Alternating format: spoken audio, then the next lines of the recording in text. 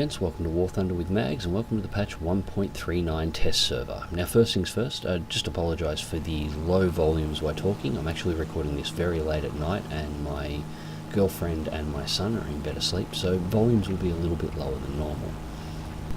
Now for this video, what I'm going to do is take a look at some of the new aircraft models available in game. Now none of these actually have flight models yet. None of the new aircraft do. They are all using placeholder flight models from existing aircraft. And I will list out what flight model is being used in the test server. So ignore the handling on most of these aircraft for the most part. Now first up we have the F82 Twin Mustang. This thing has 6 50 caliber M3 machine guns with 2,400 rounds of ammunition. And from a personal standpoint, this plane is probably the one I have the least amount of interest in War Thunder 1.39. It's just not a very pretty aircraft, and it's not some strange prototype. This thing actually flew and was used. It's not a very interesting plane. It's currently using the P38 flight model, which gives some issues trying to test fly it like this. You really struggle to climb this thing above 3,000 to 4,000 feet in the test server at the moment. That is because it is on minimum weight load. The Twin Mustang is 400 kilos heavier than the maximum weight tolerance for the P38. So you're playing with something that's just far too heavy for the flight model it's been attached to. This thing really needed something like the B25 flight model so you could effectively fly it and have a good look at it.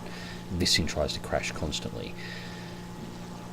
In-game, its actual stats and where it's being tiered at, I'm not sure how interesting an aircraft this is going to be. It's slower than the real Mustang, it's not as manoeuvrable. It was designed for ground attack, but it's in a fighter line and it has a high tier, so this thing will be flying alongside things like the Bearcat, against things like Tempest 2s, N1Ks, and I just have a sneaking suspicion this thing may just become a giant flying target. The fact that it's not a particularly attractive aircraft is really not helping matters. I see this as being a plane that a lot of people will grind simply to get to the jet that follows it. Anyway, let's move on and actually start taking a look at some of the new jets. Next up is the T84 Thunderjet. This thing's armed with 6 50 caliber M3 machine guns with 1,800 rounds of ammunition, and it's actually quite a good looking little aircraft. I think this one is going to be very popular, especially in simulation battles. The view out of the cockpit is incredible. I'll take another look at that in a moment. The aircraft itself is a lot smaller than I was expecting something like the Thunderjet to be as well. It's quite a bit smaller than a Sabre, even smaller, equivalent size to smaller than a Panther. It is tiny in comparison to other jets in the game. Now historically it was a highly manoeuvrable aircraft that flew, it was much slower than most of the jets that were available at the time, of comparable aircraft. As a result, this aircraft was primarily used in ground attack, but it doesn't appear to have any of its ground attack payloads available at the moment. It does have air brake, doesn't appear to have combat flaps, only landing flaps. Now an interesting thing happened just up here, and there it is there. That is the new physics on landing flaps, attempting to use them as combat flaps for planes that do not have combat flaps. I see I wasn't going particularly fast then, only about 400 kilometers an hour, and it tore the flaps straight off the plane. In the current 1.37 you could conceivably use landing flaps in this sort of a manner, and until you got out to 600 or 700 kilometers an hour they would generally stay on the aircraft. It doesn't happen that way anymore. Now as you can see, looking around the cockpit, the forward visibility on this aircraft is amazing, and this is why it was used heavily as a ground attacker. It's also one of the few jets in the game where you can actually look underneath the wing and see what's going on without it bothering your view too much. Rearward visibility is near perfect. In simulation battles where visibility is key, and with fights operating generally at low altitude, at lower speeds than they do in realistic battles, this is going to be a real contender in that area. In actual realistic battles, I'm really not sure how it's going to perform. It'll depend what Gaijin does with the matchmaker, with things like the MiG-15 and the Sabre. This is one of those planes that could suffer from tier overcompression, much like things like the MiG-9.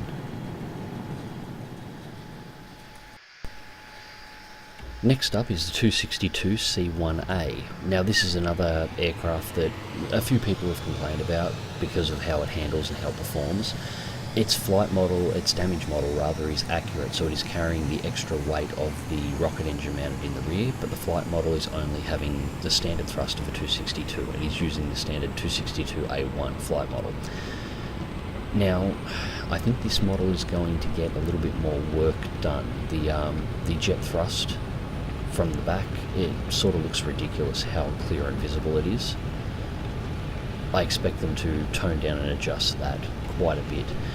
Besides that, however, there is really no change to this aircraft. It has exactly the same 30mm armament. It's capable of carrying the same rocket payload that the 262 is now capable of.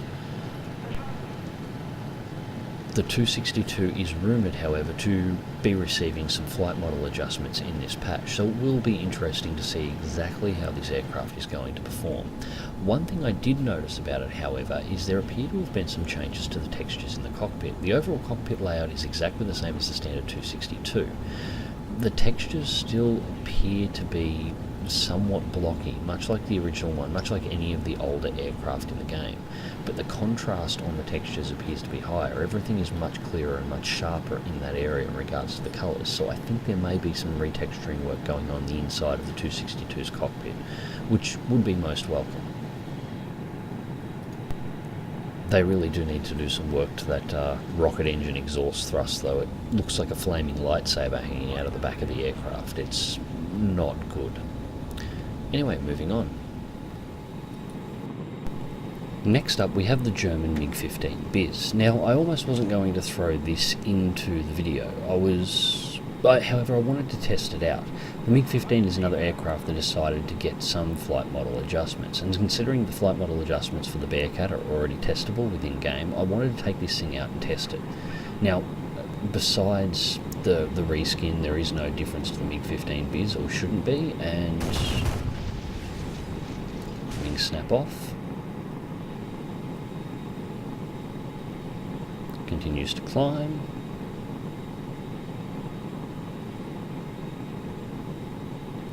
Get a little bit of wobble on the climb.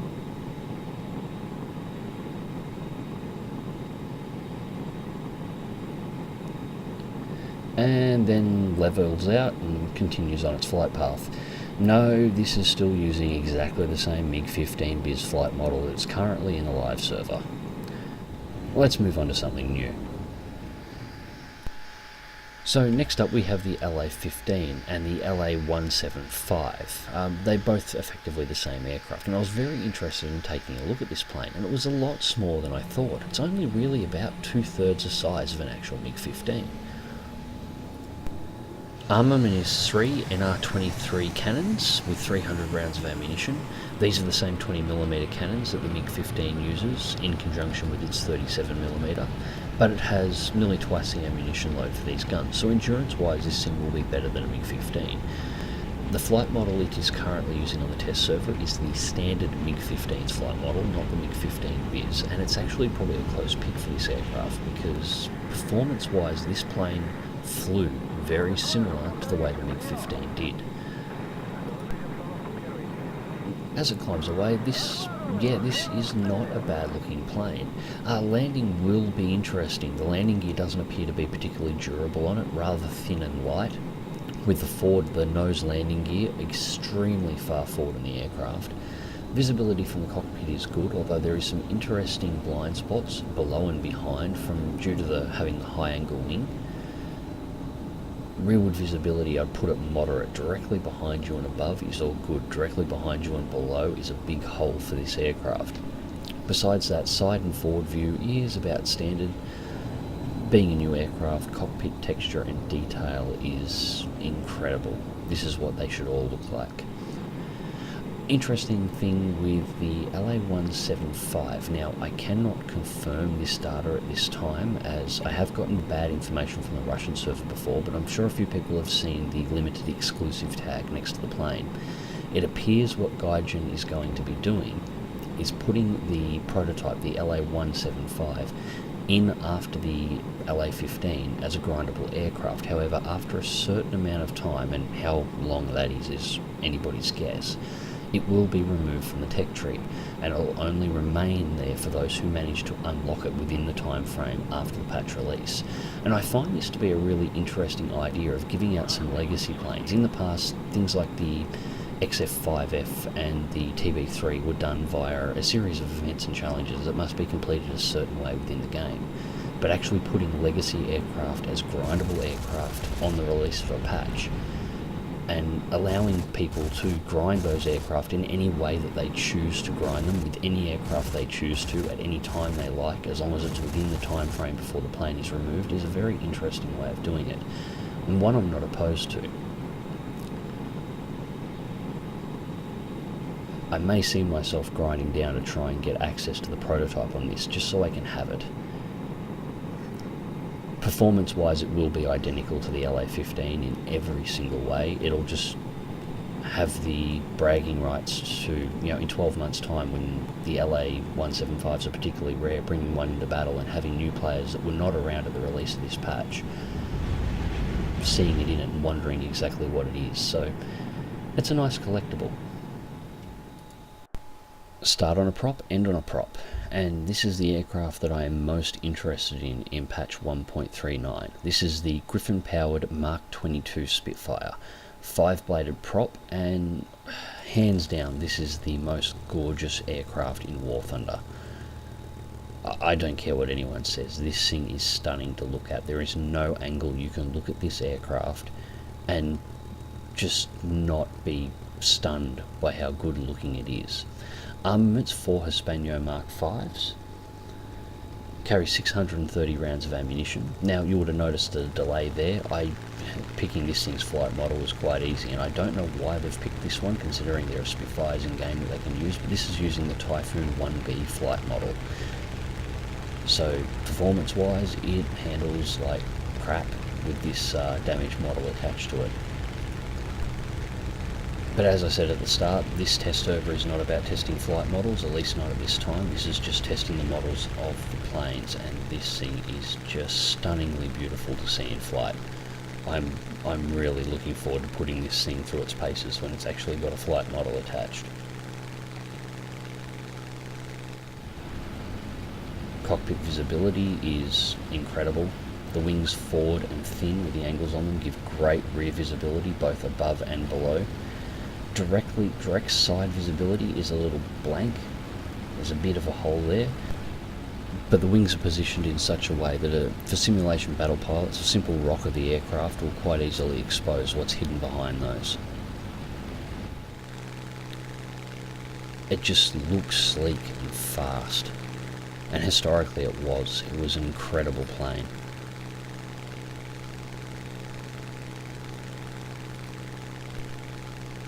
And this covers all the new aircraft models that will be appearing in the game. There are more aircraft going in, things like the US Marine Corps Corsair and the Mod 11 Mitsubishi Zero, but these aircraft, they're effectively using the same models as aircraft already in game. There are some subtle differences, but if you've seen one Corsair, you've seen them all. Actual new models in the game is actually fairly limited. There are only 5. And at the time of making this video, the only aircraft in the game that actually has a new flight model is the Bearcats. Everything else is running on standard or placeholder flight models at this point in time. Still, that's a lot of good stuff to be looking for in this patch. Now, of course this was the April 1st test server, so there was more going on in this test server than just the new aircraft. A monster had been sighted in arcade battles, and I had a chance to take one on. Now, normally I would do a running commentary on what performance I'm doing and what manoeuvres I'm pulling during this battle like this, but I recorded this one from replay mode, so instead I'm just going to let this one play through. Hope you enjoy.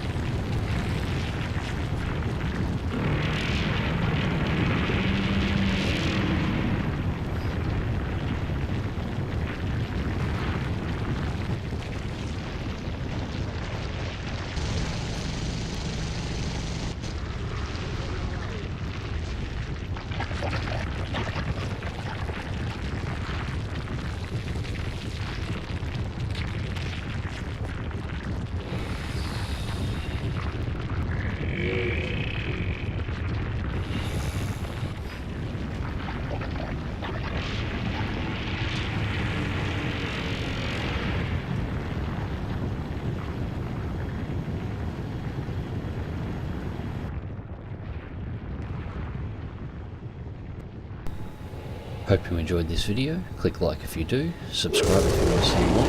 Fly smart, fly safe, and I'll catch you in the skies.